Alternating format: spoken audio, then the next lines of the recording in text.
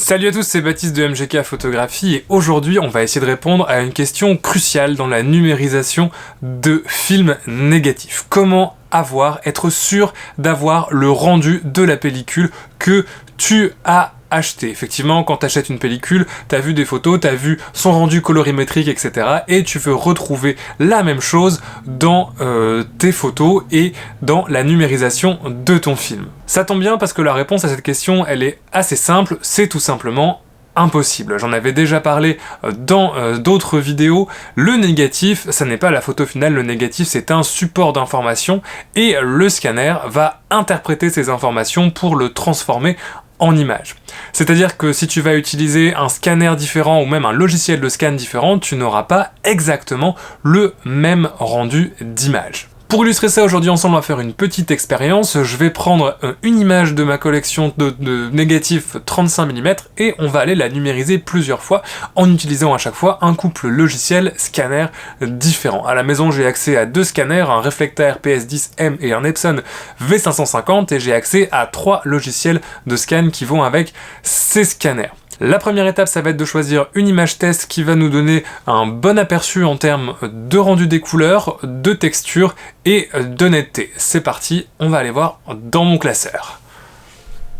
Pour le choix de l'image qui va nous servir de comparatif, j'ai choisi une nature morte qui présente pas mal de couleurs et de teintes de couleurs différentes, qui a une dynamique intéressante. C'est une photo qui a été prise sur pellicule Hectare, là encore j'ai choisi l'Hectare justement parce qu'elle a un rendu assez saturé, assez personnel des couleurs. C'est une photo qui a été prise avec un Miranda Sensorex EE et avec un objectif 50 mm 1.8 qui est très précis, qui a vraiment un très bon piqué, ça va nous permettre d'avoir le moins de biais possible dans notre comparatif des scanners. Le premier scanner qu'on va tester, ça va être mon scanner à plat, l'Epson V550, qui est un des scanners les plus populaires pour scanner des films, et on va le tester avec deux logiciels, avec Epson Scans, qui est le logiciel qui est fourni avec le scanner, et on le testera ensuite avec Silverfast. Dans les deux cas, on va utiliser les réglages automatiques des deux logiciels, on va pas faire d'ajustement, on va vraiment prendre le truc sans prise de tête, l'image telle qu'elle est livrée automatiquement par le logiciel et le scanner.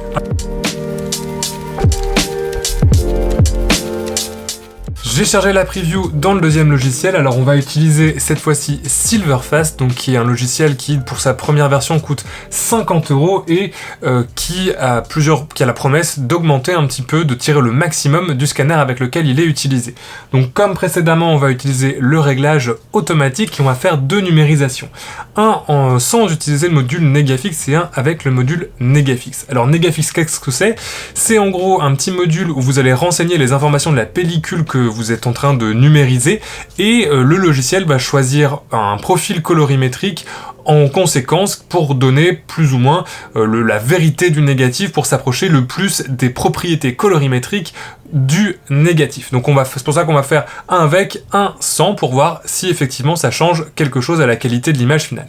Donc on commence par le premier avec pas de Negafix et une exposition automatique.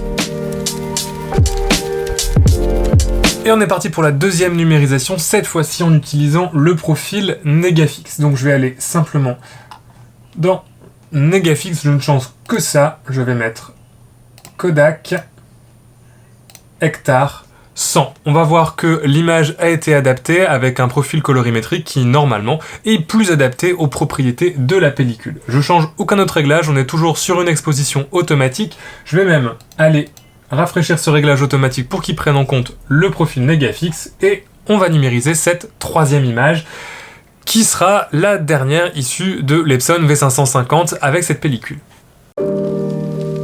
Après cette dernière vue avec l'Epson V550, je suis passé au Reflecta, d'abord avec CyberView X qui est le logiciel vendu avec le Reflecta, puis avec Silverfast, de la même manière avec et sans Negafix. On a maintenant nos 6 images et on va pouvoir commencer à les comparer pour essayer de voir un petit peu quelles sont les différences entre les différents logiciels, les différents scanners qu'on a pu utiliser. On va commencer par la première image, c'est-à-dire le scan de la photo avec le logiciel Epson Scan et l'Epson V550. Alors, on a cette image, première chose qu'on peut remarquer, c'est qu'elle semble comme ça assez neutre, il y a une légère teinte bleutée sur l'ensemble de l'image. Au niveau du détail, là, mon test de détail, ça va être la mie-de-pain sur la droite. Alors au niveau du détail, on voit qu'il n'y a pas énormément de détails. Ça, c'est dû au fait que ce soit un scanner à plat, qu'il n'y ait pas d'autofocus et que on va pas réussir à extraire le maximum de détails dans les textures. Ça se voit sur le pain, ça se voit également au niveau de la planche de bois. Et globalement, alors cette image, elle est correcte quand on la voit comme ça seule. Elle manque un petit peu de détails, mais elle est loin d'être désagréable.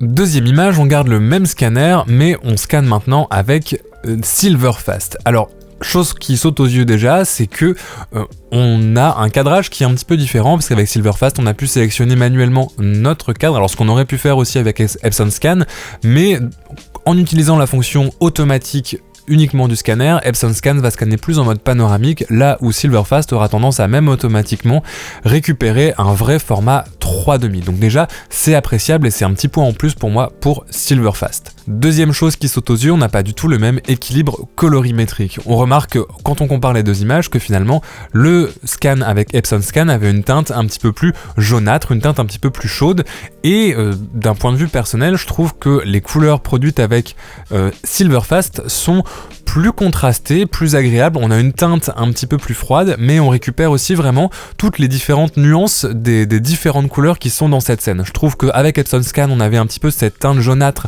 qui venait s'appliquer en filtre comme ça au-dessus de l'image, et là avec Silverfast, on retrouve un côté un petit peu plus réaliste, une dynamique de couleurs qui est un petit peu plus importante. On voit vraiment les différences de zones sombres et de zones claires dans les différentes couleurs de l'image.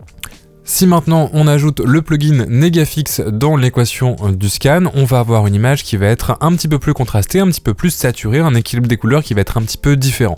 On voit que l'image sans Negafix, elle tirait légèrement vers le vert, et qu'avec Negafix, on est plus dans des teintes magenta qui sont censées être plus proches de ce que doit rendre la pellicule, le négatif que vous avez renseigné.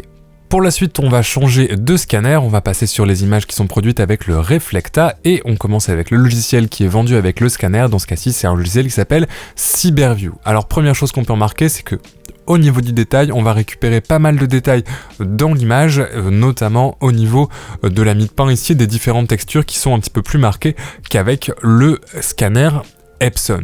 Au niveau des couleurs, c'est assez particulier, je m'attendais pas tellement à ce rendu-là. On a un rendu qui est très plat, très peu saturé, très peu contrasté, ce qui donne aussi l'impression d'une image pas très nette, puisque le contraste ajoute une impression de netteté dans la perception des images. Et je pense que cette image-là, c'est un très bon point de départ neutre pour de la retouche ensuite sous Photoshop, sous Lightroom ou sous n'importe quel logiciel de retouche de fichiers numériques. Cette neutralité de l'image avec Cyberview, elle est à la fois positive comme négative. C'est positif si je vais effectivement retoucher mes photos derrière, parce que ça va me laisser une grande liberté d'interprétation dans mon logiciel de retouche au niveau des couleurs comme des contrastes. Alors c'est ce que je ferais d'habitude dans mon flux de travail personnel. Là, dans le but de cet exercice, l'idée d'utiliser les réglages tout automatiques, c'était d'avoir l'interprétation du logiciel, c'est d'avoir la meilleure image que le logiciel puisse produire sans que j'ai à faire d'interprétation, sans que j'ai à intervenir dans le processus d'image. Donc là, c'est un petit peu plus décevant parce que c'est vrai que si je devais utiliser cette image telle qu'elle à la sortie du logiciel, bon, c'est un petit peu terne, ça manque vraiment de couleurs, donc c'est pas vraiment ce que je demanderais moi personnellement à un mode tout automatique, où là ce que je veux c'est vraiment ne pas avoir à me prendre la tête, ne pas avoir à interpréter mes couleurs. Si je veux quelque chose de plus plat et que je veux faire de la retouche derrière, je vais passer en mode manuel. Donc un avis un petit peu mitigé sur cette image de Cyberview. Si on scanne maintenant avec Silverfast en utilisant les réglages automatiques, on voit qu'on a une image qui est plus contrastée, plus saturée. Globalement, cette image-là, on pourrait l'attirer, la sortir de l'imprimante sans avoir besoin de faire des retouches colorimétriques ou de contraste. Mais ce qui est intéressant, c'est si on se concentre uniquement sur les valeurs de couleurs et pas sur le contraste ou la saturation, on a une image qui est finalement assez proche en termes de valeurs de couleurs et de teinte globale dans l'image. Pour terminer, si on utilise le profil Negafix de la Hectare 100 avec Silverfast, on a une image qui est totalement différente, encore une fois, dans son équilibre des couleurs, qui va plus tirer vers le orange, dans des teintes plus chaudes qu'avec le profil générique. Ce qui est intéressant de faire maintenant, c'est de comparer cette image qu'on a eue avec Silverfast, Negafix et le Reflecta avec l'image de l'Epson V550 qu'on a eu également avec Silverfast et Negafix. Normalement, il devrait y avoir peu de différence colorimétrique entre les deux images puisqu'on a utilisé un profil de correction de couleurs. Et la surprise, on a des couleurs qui sont diamétralement opposées. Non seulement on a une dynamique d'image, de contraste et de dynamique de lumière qui est totalement différente, on voit que l'image avec l'Epson est beaucoup plus contrastée, beaucoup moins douce, avec des transitions entre haute et basse lumière qui sont beaucoup plus fortes, mais l'équilibre des couleurs est également totalement différent. On a avec Silverfast une image qui tire vers les oranges, vers les jaunes, des couleurs plutôt chaudes, et avec l'Epson, on a une image qui tire vers les bleus et vers le magenta. Si on regarde de plus près, la confiture n'est pas de la même couleur, le pot à côté n'est pas du tout de la même couleur, la table elle-même n'est pas du tout de la même couleur, et on a sur l'image de l'Epson une sorte de teinte bleutée magenta qui est sur l'ensemble de l'image, qui n'a pas du tout été corrigée automatiquement par Silverfast. Cette différence de couleur, personnellement, j'aurais tendance à l'imputer à la différence des capteurs qui vont être utilisés dans les différents scanners. On est aussi sur deux modèles qui sont dans des gammes totalement différentes. Là où l'Epson coûte à peu près 200 €, le Reflecta c'est plus autour de 850-900 €. Donc j'imagine qu'en termes de qualité et en reproductibilité des couleurs par les différents capteurs qui sont utilisés, dans les différents modèles, il y a peut-être une différence de qualité qui permet d'avoir cette grosse différence de couleur. Autre chose qui a pu jouer, c'est aussi la calibration des scanners. J'avoue que j'ai pas eu le temps ni les moyens de calibrer précisément mes scanners avec une charte de couleurs, donc il est possible qu'il y ait aussi un décalage colorimétrique entre mes deux scanners, mais c'est vrai que là ça fait un décalage qui est quand même très très fort, et j'aurais pensé qu'un logiciel comme Silverfast avec ses filtres aurait réussi à uniformiser un petit peu plus le résultat et les rendus colorimétriques. Moi qui vois cette table tous les jours et qui vois ces objets un petit peu tous les jours, les couleurs qui sont le plus proches de la réalité photographique que j'ai eu à ce moment-là, c'est vraiment les couleurs qui sont produites par le Reflecta avec Silverfast. Alors ça peut vouloir dire plusieurs choses, soit le Reflecta d'usine est mieux calibré que l'Epson V550, qui est certainement un facteur qui joue. Deuxième chose, la qualité des capteurs qui peut être différente, donc ça c'est à voir, c'est certainement une combinaison des deux qui fait qu'on a à la fin ces couleurs qui sont drastiquement différentes. Si on regarde les 6 images côte à côte, on a réellement 6 images différentes. Chaque scanner, chaque logiciel va donner une interprétation du négatif. Ici j'ai tout scanné en mode automatique, c'est un petit peu comme si j'avais shooté en JPEG directement avec un appareil photo numérique, je laisse le soin au logiciel d'interpréter mon image. Le plugin Negafix vient rajouter une interprétation au-dessus de ça qui est censée se rapprocher du rendu réel des couleurs sur le film, mais il reste très dépendant de la qualité hardware du scanner. Si l'on continue la comparaison avec l'appareil photo numérique, on pourrait rapprocher Negafix des profils d'images dans un appareil photo numérique. Si on prend les deux images avec le même profil, par exemple le profil portrait, mais qu'on utilise deux capteurs différents de deux appareils photo différents, les images ne seront pas exactement identiques. Si vous voulez comparer les images en HD vous-même tranquillement, je mettrai un lien dans la description pour vous permettre de les télécharger et de les examiner de plus près. Au final, ce que je voudrais montrer avec cette vidéo, c'est pas forcément la comparaison de tel scanner avec tel autre scanner ou tel logiciel avec tel autre, mais c'est que tu te rendes compte que selon le scanner que tu vas utiliser, le logiciel que tu vas utiliser, la méthode que tu vas utiliser et même selon la personne qui va scanner ton film, tu vas avoir à partir de la même pellicule et de la même photo des rendus totalement différents au final dans ton fichier. Il y avait une expérience qui avait été faite dans des labos professionnels où on avait donné à différents opérateurs le même scanner, la même pellicule, la même image à scanner, et les résultats produits par ces différents opérateurs étaient tous très différents. Il y avait des images plus contrastées, plus saturées, plus ou moins brillantes, etc., etc. Chaque opérateur avait en fait fait une interprétation de la photo à travers le scanner. Là, je te parle de scanner, mais sous l'agrandisseur argentique, ce sera exactement pareil. Le tireur va utiliser différents filtres, différentes méthodes, différents types de papier, différentes techniques même de masquage pour pouvoir interpréter l'exposition du négatif et pour pouvoir interpréter la photo pour transformer le négatif qui est la base de départ, qui est la base de données lumineuses, et il va transformer ça en photo sur le tirage. Alors je sais ce que tu vas me répondre, dans ce cas-là, peu importe la pellicule que je prends, puisque c'est qu'une base lumineuse, et que je peux faire de toute façon ce que je veux en post-traitement, que ce soit au tirage ou au scan. Alors c'est un peu vrai, mais pas seulement, parce que si tu fais ça, tu vas surtout te compliquer la vie. Le négatif, c'est une base de départ, et si tu prends une base de départ qui va déjà te donner une bonne direction dans ce que tu veux atteindre à la fin, bah, tu vas gagner beaucoup de temps.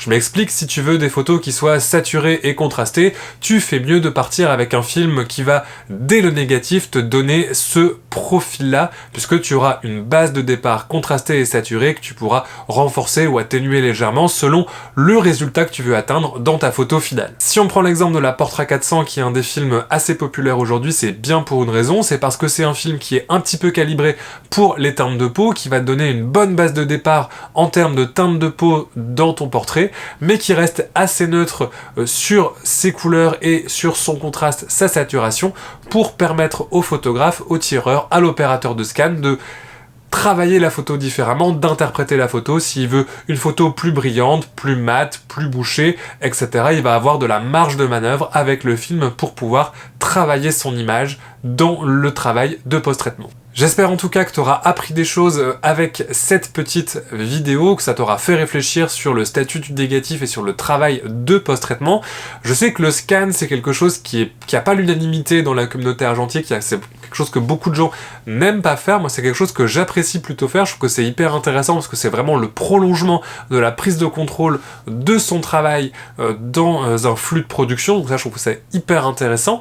Mais pour ceux qui sont pas fans de scan, je vous rassure, je suis en train de travailler sur une série de vidéos sur le tirage argentique, donc on va en parler très bientôt. Si tu veux pas manquer ça, tu peux t'abonner juste en bas pour pas manquer la suite des vidéos. Comme d'habitude, tu peux également mettre un petit pouce bleu, tu peux également mettre dans les commentaires ce que t'en as pensé et discuter un petit peu du processus de scan. J'aimerais bien aller plus loin avec toi dans les commentaires. Si t'as la moindre question, la moindre remarque, vraiment, n'hésite pas à lancer l'échange. J'essaie toujours de répondre le plus vite possible à ces différentes demandes. Dans la description, tu auras aussi tous mes liens sociaux et le lien vers le projet Box Argentique, qui est un projet de box photo pour les photographes argentiques. Ça peut également t'intéresser. Moi, je vais te souhaiter de faire de bonnes photos d'ici la prochaine vidéo. À très bientôt.